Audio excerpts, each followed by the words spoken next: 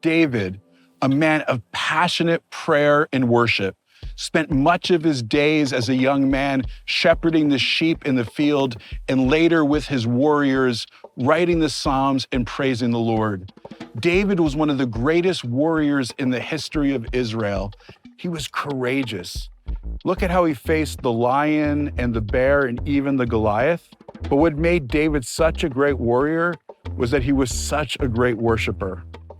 Psalm 78 tells us one of the reasons why God chose David to become king and leader over Israel. It says because he was the one who faithfully shepherded the flock. And there's actually a story in Jewish tradition that's very beautiful that describes this. It talks about David was out there with the sheep, helping them to graze, and he would let the tender ewe lambs eat the most tender part of the grass. And then he'd bring in the more mature sheep, and they'd eat the middle center part. And then the tough rams to eat the roots that were the most difficult part to be able to digest. Then God said to himself, if David shepherds sheep like this, how much more will he wisely shepherd my people, the children of Israel? There was another great leader in Israel history who also started out as a shepherd, and that was Moses. God called Moses while he was shepherding his father-in-law's flock. And there's another beautiful story from Jewish tradition that shows what type of shepherd Moses was. One day while he was watching over the flock, one of the sheep went missing, and he went in search of that one lost sheep. And when he found it drinking from the stream, he didn't scold it or beat it, but he spoke to it tenderly, saying, I didn't know you were so thirsty. You must be exhausted. He put it on his shoulder and brought it back to the flock. And God said, if Moses so compassionately shepherds his father-in-law's sheep, how much more will he have kindness and mercy and compassion for my children? And that's why God chose Moses to become the great shepherd and leader of Israel. But there's something more we have to understand here, something deeper about the role of shepherding. David and Moses, as compassionate shepherds, actually form the background to some of the teachings of Yeshua in the New Testament.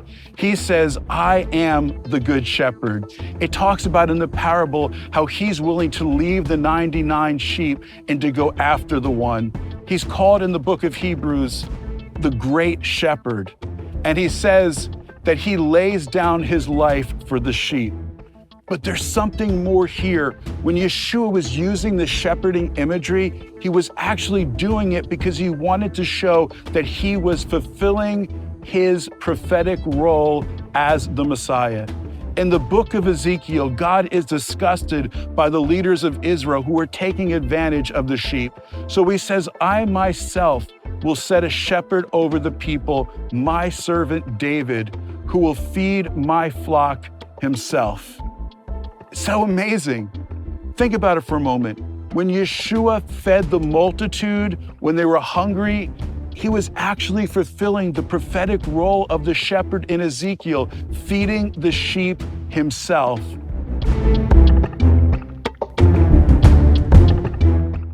In the famous messianic prophecy in the book of Micah, we read, O Bethlehem Ephrathah, too small to be included among the clans of Judah. One will go forth from you to be a ruler for me, to become the shepherd of Israel. Wow. The Messiah who was to be born in Bethlehem would be a king, but he'd also be a shepherd. This is so significant, and it's actually quite amazing. When he was born in Bethlehem, who were the first individuals to come and pay homage to him as the Messiah? It was the shepherds of Bethlehem. Those shepherds recognize the great shepherd, the one who came to fulfill the role as the greater than Moses, as the greater than David. It's incredible. Yeshua is truly the good shepherd.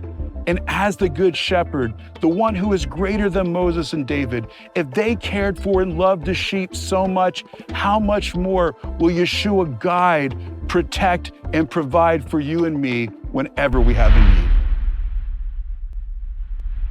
Like Peter, Moses, David, and Jesus, We are called to shepherd people into the kingdom.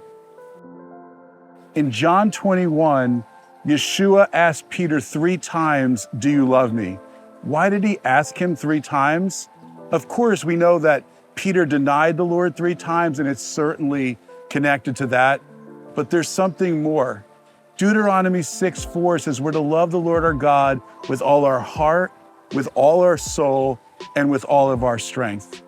What Yeshua Jesus was asking Peter is, will you love me completely? But how was Peter going to practically love the Lord? Yeshua Jesus made it clear with 3 statements in John 21. He said, if you love me, feed my lambs. If you love me, tend my sheep. If you love me, feed my sheep. What Yeshua was saying to Peter was that his love was going to be demonstrated by his care and compassion for others, the sheep. And then he goes on to say, Peter, when you're old, you're going to stretch out your hands and you're going to go where you don't want to go. What that actually was referring to was that one day Peter was going to be given a second chance to either faithfully follow the Lord or to deny him. And Peter chose to be faithful, and he loved him unto death. He was literally crucified upside down. We learn this from church history. What Yeshua was saying to Peter is, will you be like me, the good shepherd, and willingly lay your life down for the sheep? You know, one time I was going through a really difficult time in ministry. There were some people who I was serving.